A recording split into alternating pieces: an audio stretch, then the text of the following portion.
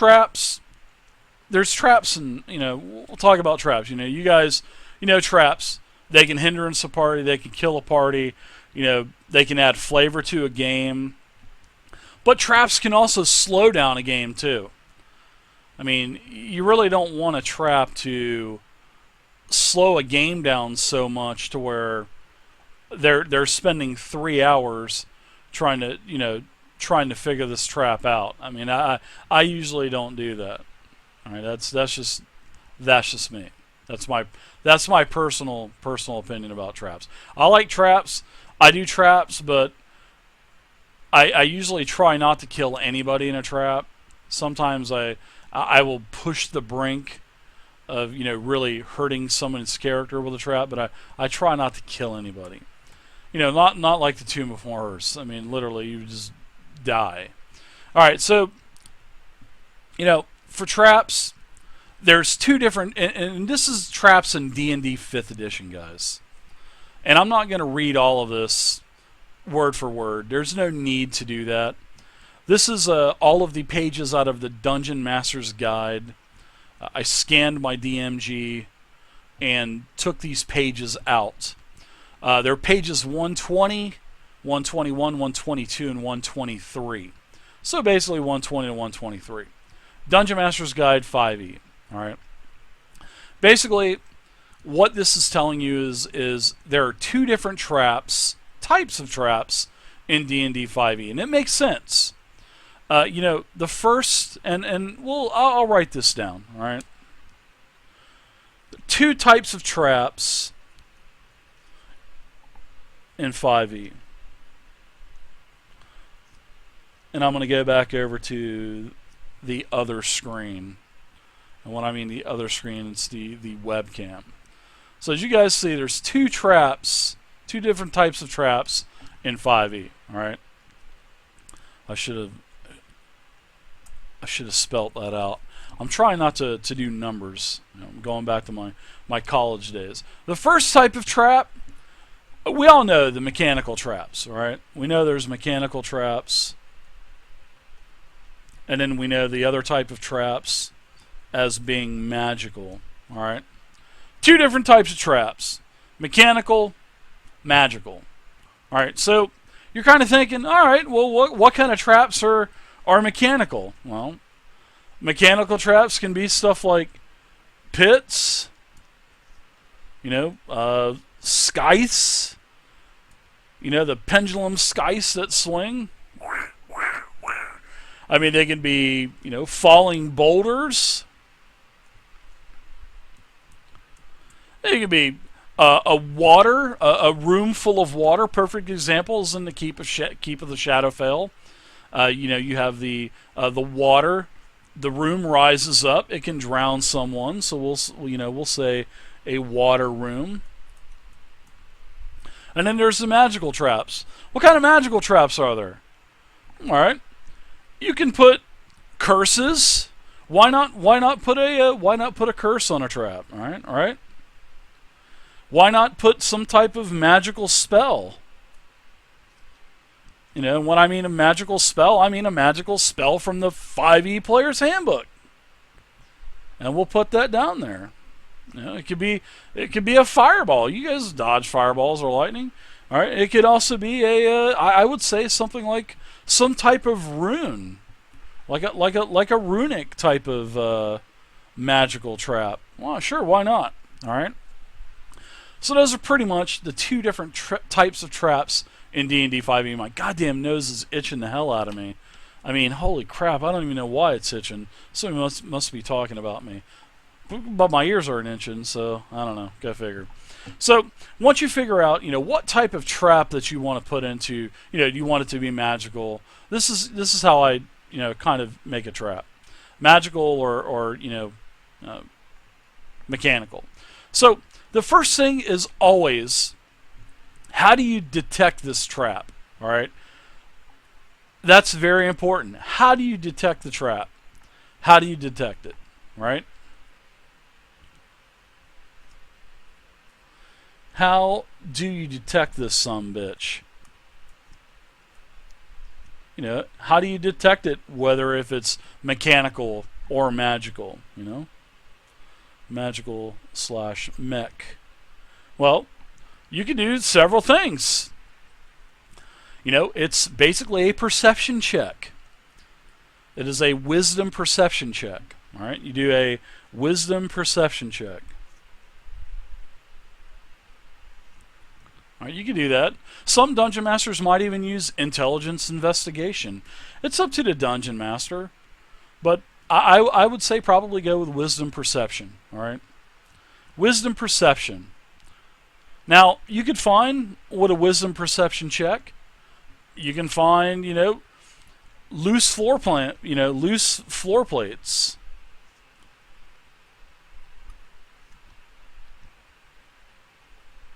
Maybe a false roof.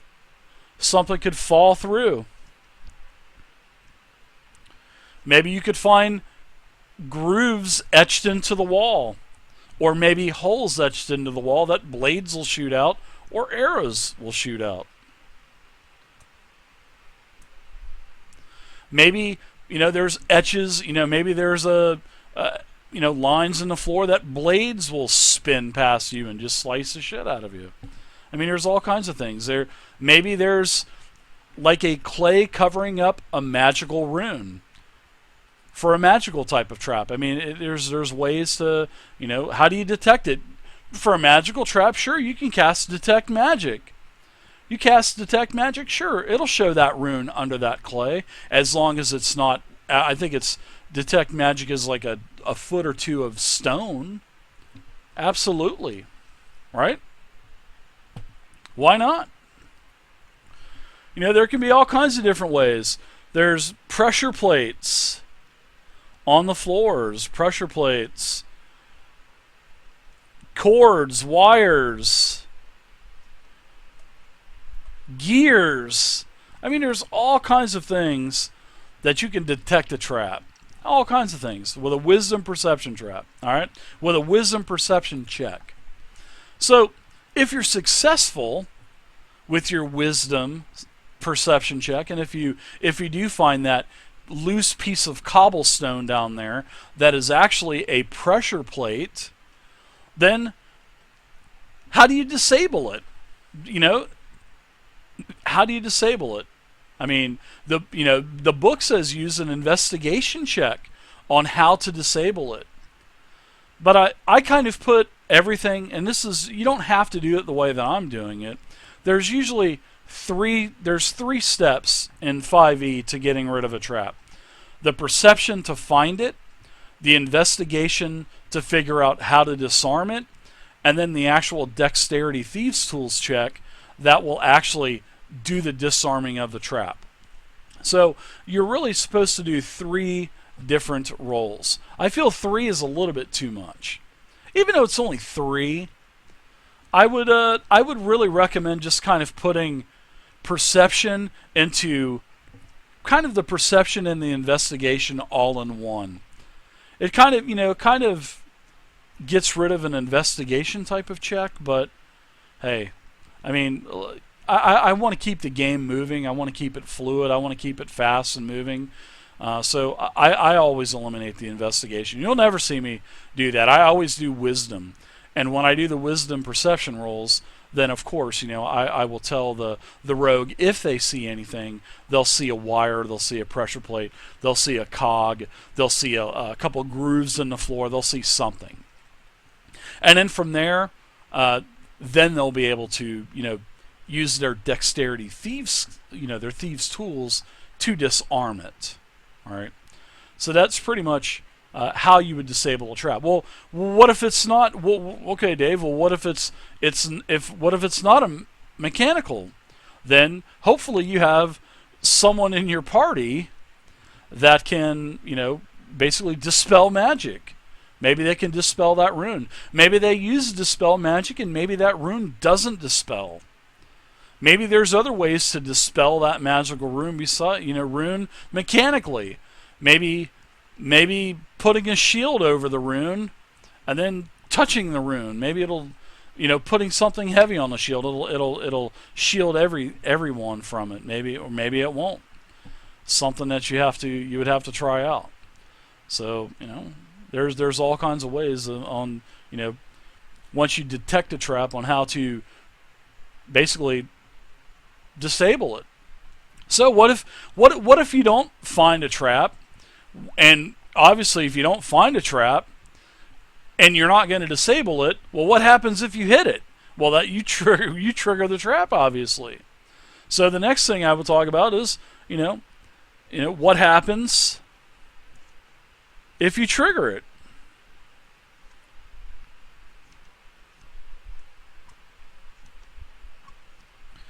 So there's a lot of variables involved when actually you're creating traps. I mean, there's quite a few variables involved in this, right?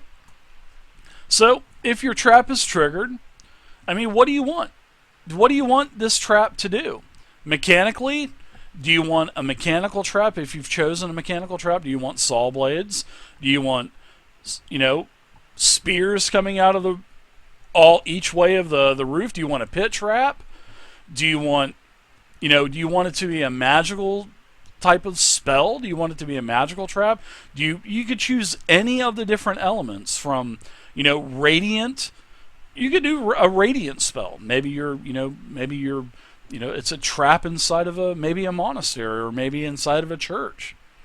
Maybe it would be something necrotic in a graveyard. Maybe it would be fire. Maybe it would be cold. Maybe it'll be force. It could be thunder. It could be a thunder wave built into, a doorway. It can be anything that you want. It can be mechanical. It could be, like I said, it could be a trip. It could be a pit. So, I mean, just like up here for magical, what if the trap is triggered? I mean, do you want it to? And then it goes into a little bit more technical part of it. Do you want it to be complex? Do you want it to be simple? Do you want it to roll initiative with the group? So there's different levels of traps that you can do as well. I mean, traps can be as simple or as complex as you want. How deadly do you want this trap? That's the next thing that I worry about. How deadly do you want this trap?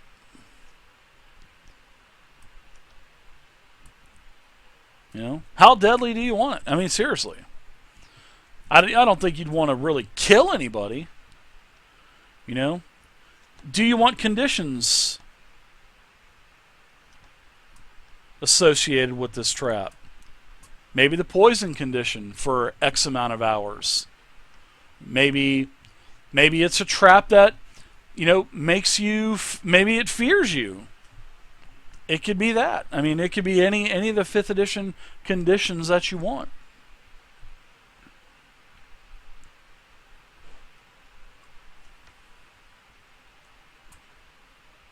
All right.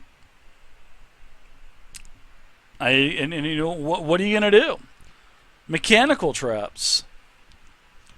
Are we gonna do the pits? Are we gonna do blades? All right. Take for example, we'll take the pit for example. Okay. We'll call this complexity. All right. We'll say that we're gonna do a pit. All right. So the pit's gonna be 20 feet deep. All right. Do we want spikes on the bottom of it? Sure. Let's put spikes on the bottom of it. Then are the spikes going to be covered with poison? So you're going to be doing three different types of damage to someone. All right. We'll say complexity as a hindrance. You could have a trap that just, basically pours shit on the party. You could do that. I mean, that would be a hindrance type of trap. You could do something like that. Do you want it to be a simple trap? And what I mean by simple trap, do you want it to be like a pit? Or do you want it to be more complex? All right. Now, and we'll talk about the hindrance crap, or maybe like an oil spill. Maybe just as, like I said, like a hindrance. Maybe you want a simple trap. All right. Simple trap examples could be a pit. All right. Or spears. Complex. You could go with a pit with spikes, with poison. You could do.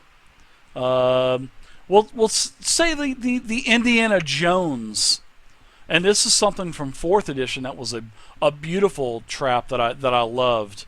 That was in the very first Dungeon Master's Guide. It was Fallcrest. This was the Kobold Manor off of Fallcrest. There was a complex trap, very complex but very simple. It was, and if you guys had ever done this, you guys would know this trap. It was an Indiana Jones boulder, and it literally, you would roll initiative with it, and the boulder had X amount of movement, and the boulder moved in these grooved notches on the floor.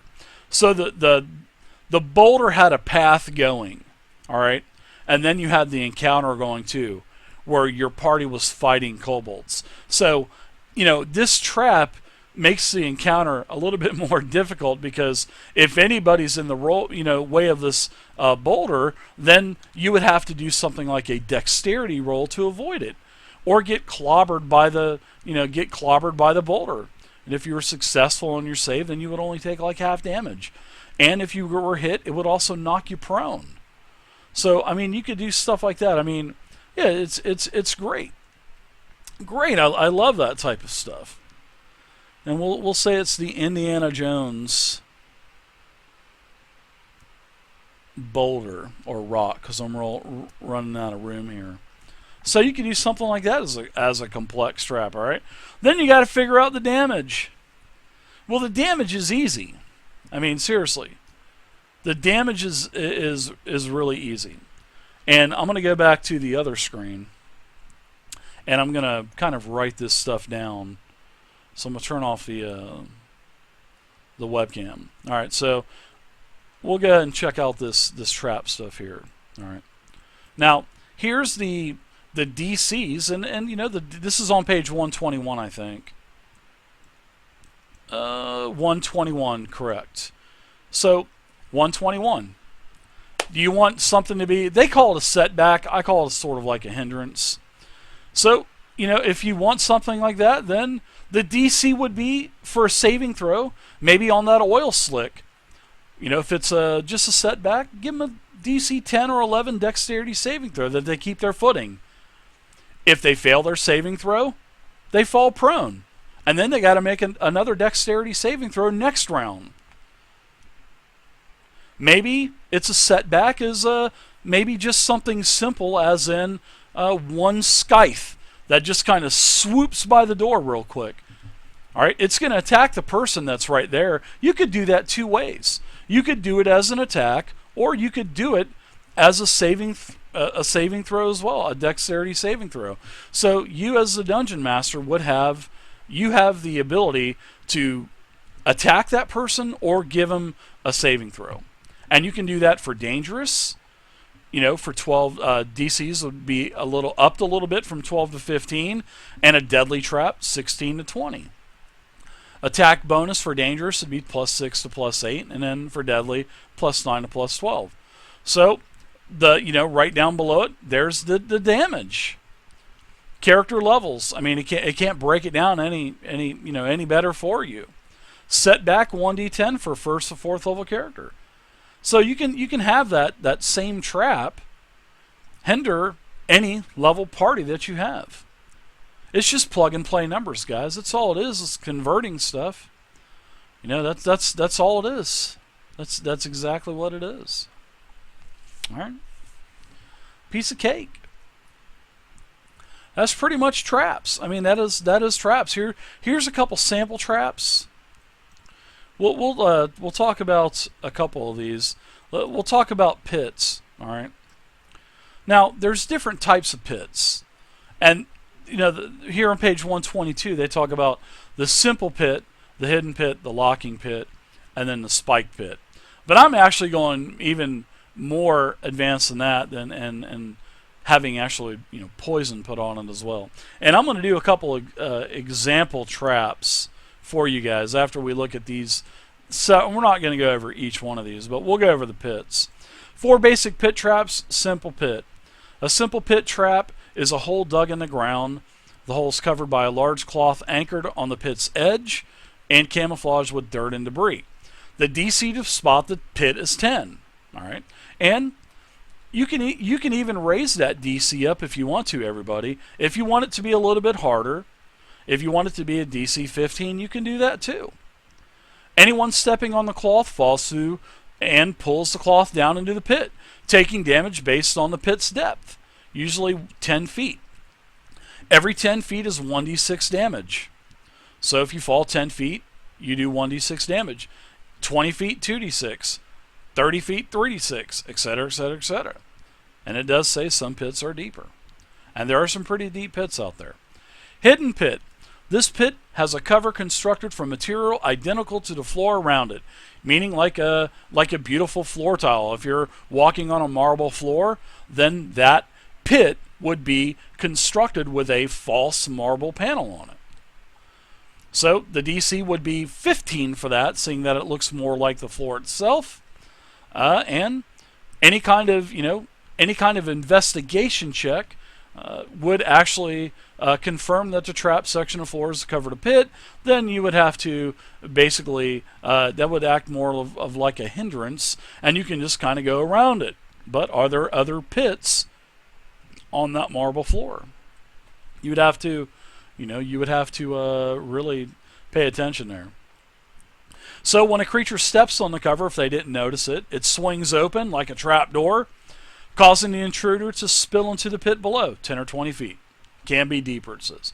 Once the pit trap is detected, an iron spike or similar object can be wedged between the pit's cover and the surrounding floor in such a way to prevent the cover from opening, thereby making it safe to cross. So it's giving you examples on, basically how to detect it, like the steps that I've given you. Is it mechanical? Obviously it's mechanical. How do you detect it? With a perception check or an investigation check. How do you stop it? Spiking it. Then you can walk across. What happens if you don't see it? Then you fall 10 or 20 feet. And it's just like the same rules as what we just wrote down.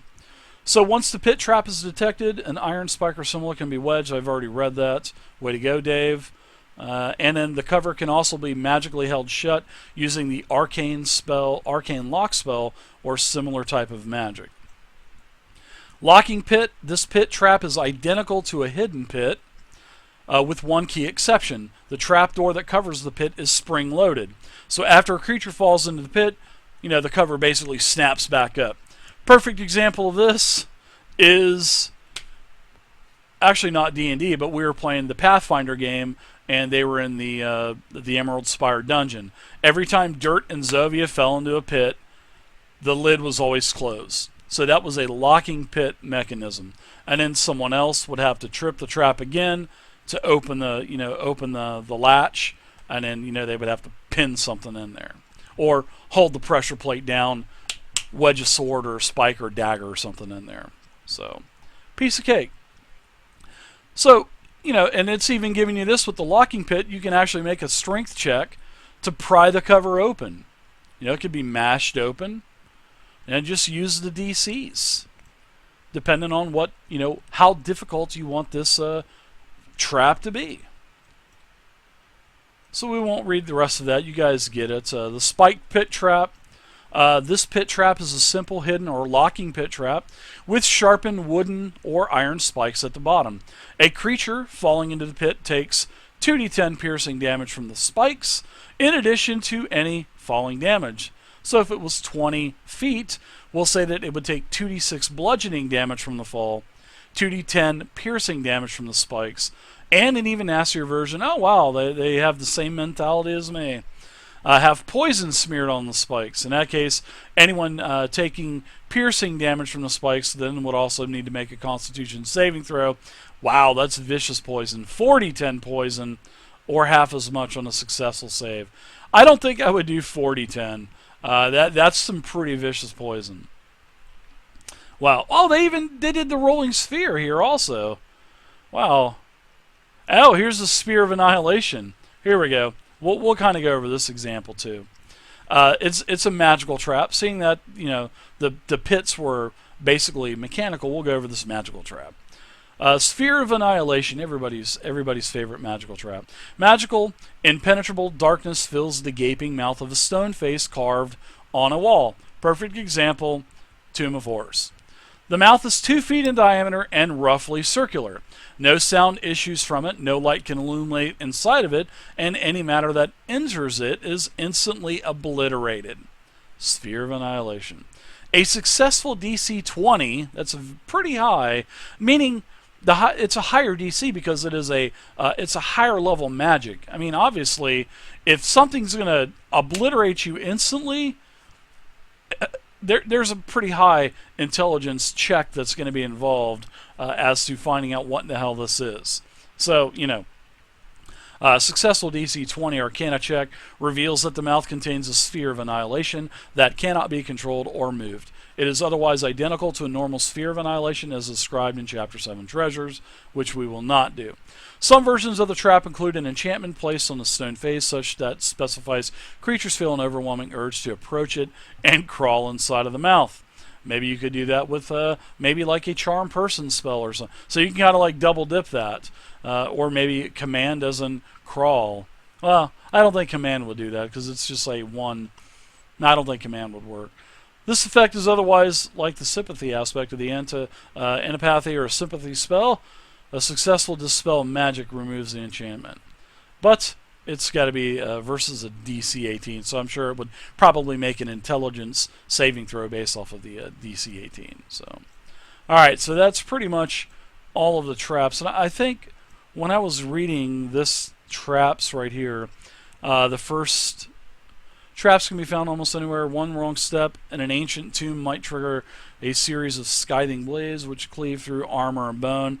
The seemingly innocuous vines that hang over a cave. Okay, yeah, so let's do a couple of these real quick. Let's make a couple of these, right? Let's make a low, medium, and high level trap. Why not? Or maybe a net hidden among the trees might drop on travelers who pass underneath. Alright, cool. Let's do all three of these traps right here. So I'm going to pull the board back up. I got a little bit more room on here. I don't want to fill it up. So I'm going to fill it up. Alright, so back to the webcam here. To the dice cam. Let's make trap number one. Let's make let's just make a trap that's going to be more of a hindrance or a bother. Alright? Let's make this an example. Alright? Way to spell, Dave. Way to spell. Alright. Example number one. Let's go with the net trap, alright? The example that they gave us here in paragraph 1 on page 120. Let's do the net. And we'll make sure this is just going to be a hindrance. So it's not going to be deadly. It's just going to basically kind of irk them a little bit. So it's a net hidden among the trees that might drop on travelers who pass underneath it. Pretty straightforward. So it's mechanical. So we know that it's mechanical. Alright, we'll put mechanical. And you don't have to do this. I'm just trying to do this systematically for you to kind of, ingrain it into your head. This is how you would go about and systematically make a trap. But you don't have to go through all these different steps. This is just how I'm showing you. So how are you going to detect it? All right, I would do something like a passive perception. So I would literally probably do a stealth roll on the trap versus their passive perception. That's what I would do if I was in a game. I would roll a stealth check, with 0 bonus, just a 1d20. I wouldn't give it any kind of bonus, but I might give it a couple, maybe a +2 bonus if it was very well hidden. But it would also depend on the surroundings if it was in a very heavy foliage area. But for this, we'll just go ahead and use the chart inside here. But that's what I would do. That's personally what I would do, is do a stealth versus their passive perception. But we'll go ahead and we'll give them a, we'll say that it's going to be a setback. So we'll say that it's going to be a mechanical. To notice it would require a DC, we'll say DC 10 perception check. All right, there we go. So that step's done. So what happens if the trap is triggered? Then it'll fall. How big do we want this? The radius of? We'll say that it'll be a. We'll say it's a 20 by 20 foot net. All right. We'll say that it's a 20 by 20 foot net. You can use the player's handbook and basically have a point where it falls on the point. It'll be 20 and 20, cover a total of 40 feet across, up and down, pretty big area. And what you can do is they're going to have that same DC 10 or DC 11 check to do a dexterity saving throw. All right. So once you find out that it's going to be a 20 by 20 net, then it's going to be a DC 10 dex saving throw. All right. Failed. They're caught and prone. You could shove in prone if you want. You don't have to shove in prone. You can just say that they're caught. Maybe it'll be a weighted net and it can knock them down prone. Let's see. Successful. Then they're basically just out of the net's reach. Of net's radius. Basically on the edge of it. All right.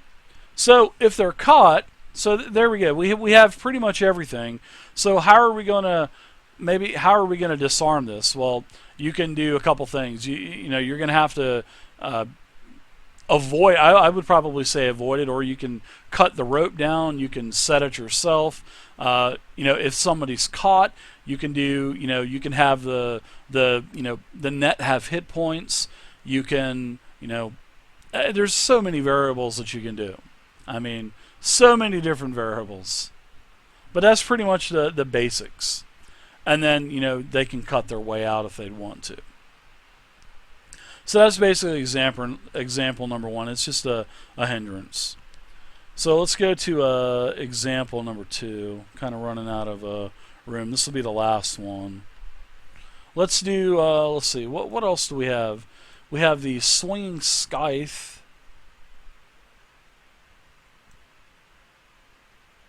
Or the innocuous vines that hang. Fuck it. Let's go with a pit. let's go with a complex pit trap. All right. We'll do that, which is a hindrance, complex pit trap. So first thing, this is going to be mechanical, and you can actually combine it. I mean, hell, you can have no spikes in the bottom of it with a giant magical rune on the bottom that explodes if anybody hits. So not only are they going to take the fall damage, if they hit the rune, it's going to explode too, and that's even double the trouble for them. But we'll just go ahead and we'll just say that this is going to be a 20-foot trap. All right. So this is going to be 20 foot deep, spikes, and poison. And we're going to do this for a low level, probably level 1 to 5. I would say level 1 to 5 range, because that's pretty much most of the D&D games are all between levels 1 and 5. A lot of players don't see past level 5. All right. So first off, how are we gonna notice this trap? How are we gonna detect it? Are we gonna do? I would say let's do a DC 10. You can go back over here to the DC 10, or we can actually give it we can do DC 10 or 11. So we'll do a DC 11 perception check. All right, to notice it. All right, that's good. We'll do DC 10 or 11. We can do DC 10 or 11 to notice it. All right. So now that we've got this, you're checking it. So when does the trap trigger? Now, what kind of pit do we want? Do we want the simple pit? Do we, like as on page 121 said, do we want a simple pit? Do we want the hidden pit? Do we want the locking pit? Or do we want this? Definitely want the spike pit, but do we want it hidden or simple? I would say because of the severity of the damage that's going to be in there, I would say keep it a simple pit. That's just me, because you don't want to blast them with these at level 5 with DC 15 checks and stuff. I just don't think that's very fair to do. So I guess we could do that. We'll do it a simple pit. So it'll just be just like the Dungeon Master Guide said. Basically, it'll be a 20-foot hole dug, and it'll have a large rug that's spiked on the perimeter of the rug. And if anybody walks on it, if they don't spot it with a DC 11 perception check, then they're going to fall in. Simple as that. All right. So let's go ahead next. Let's do the when does the trap trigger? When someone steps on it. All right.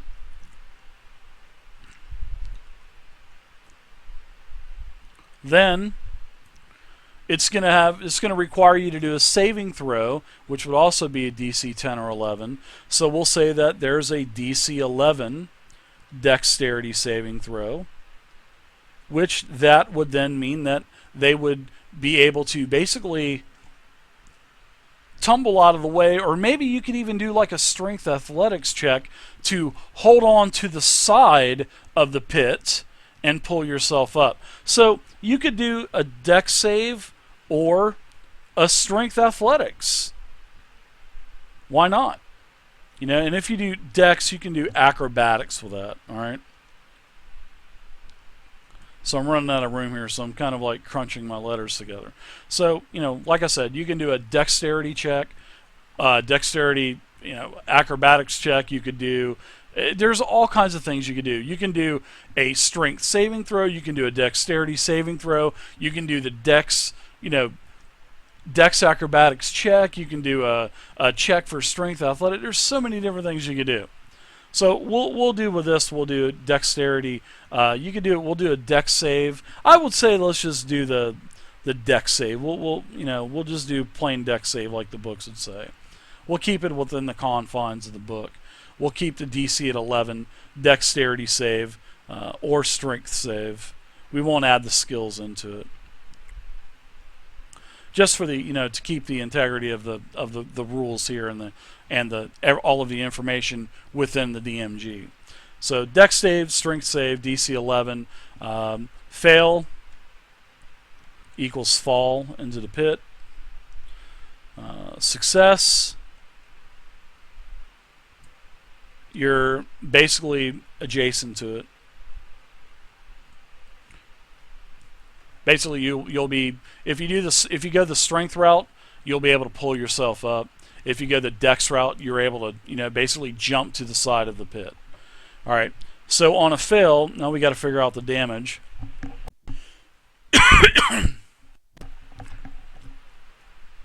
First off, if it's 20-foot pit, it's going to be 2d6 bludgeoning damage off the bat. 2d6 bludgeon. Then you got spikes. All right. So let's go to the damage, and for level 1 to level 4, we'll say that it's a setback, which would be 1d10.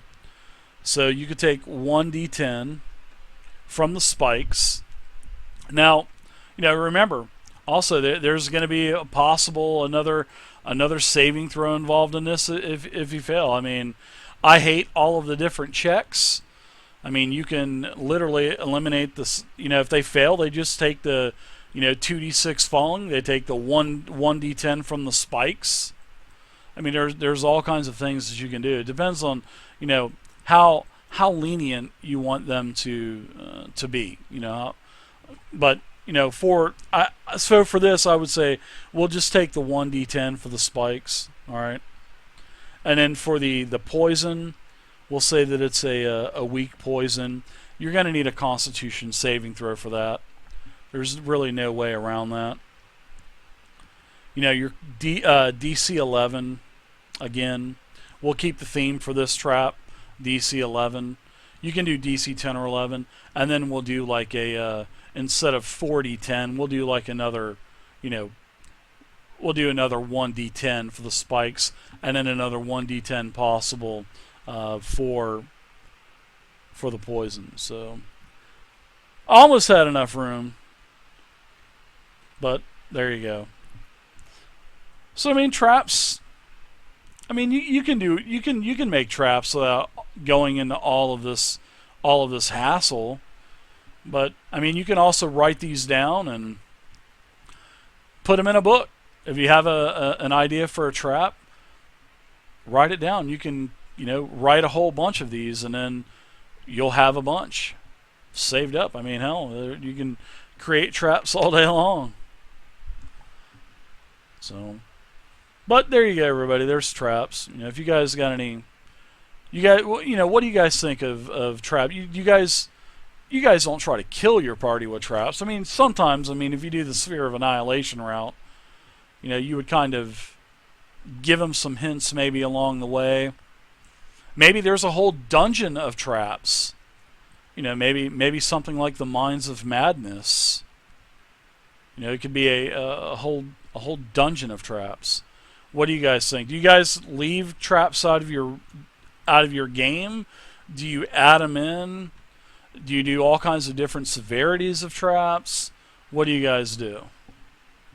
So, anyways, that is the DM workshop for tonight. It was on traps in 5e. I'm going to do some conversions from 4th edition. But I'm going to put those on PDF. I'm creating a PDF on doing that first before I do it, because I don't want handwritten stuff like I've got here. So, but there you go, guys.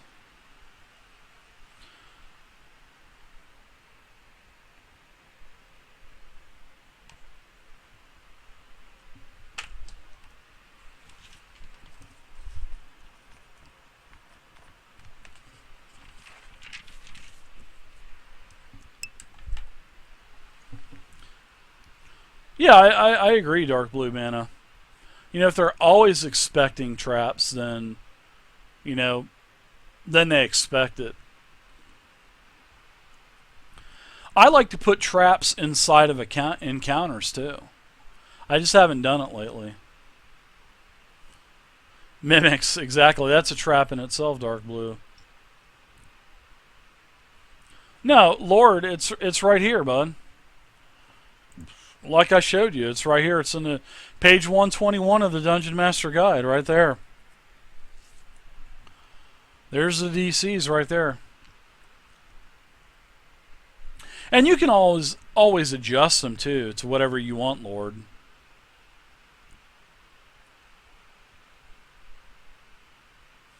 Do you, Misty? Nice. And you can literally ignore traps. Like the net trap, for example. If you see the net is there, just fucking leave it alone. Walk around it. If you know that there's a massive gaping chasm there that's 20, 30 feet deep in front of you, ignore it. Just walk around it. Unless you do see it like a treasure chest on the bottom. And then I would probably oil coat the walls, grease the bottom. I'd probably put spears jutting out, going down in random places. Oh, it would be awesome. But for a complex trap like that, I would reward the players handsomely for that.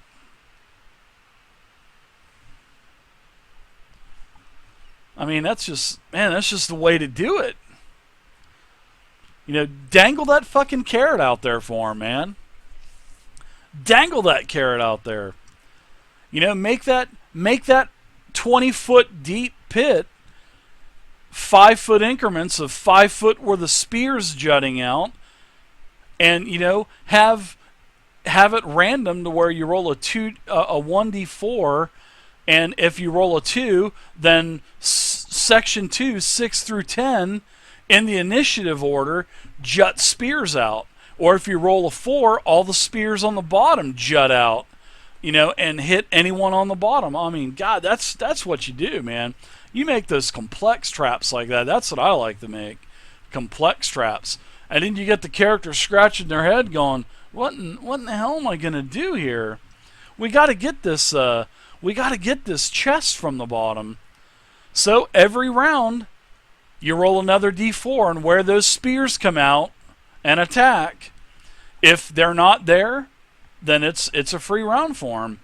Or you could you could give that trap 2 attacks around. Roll initiative twice. Fuck it. Do it. Your healers are in the initiative order. They can throw healing word down there on them. Hopefully and get them back out. Shit.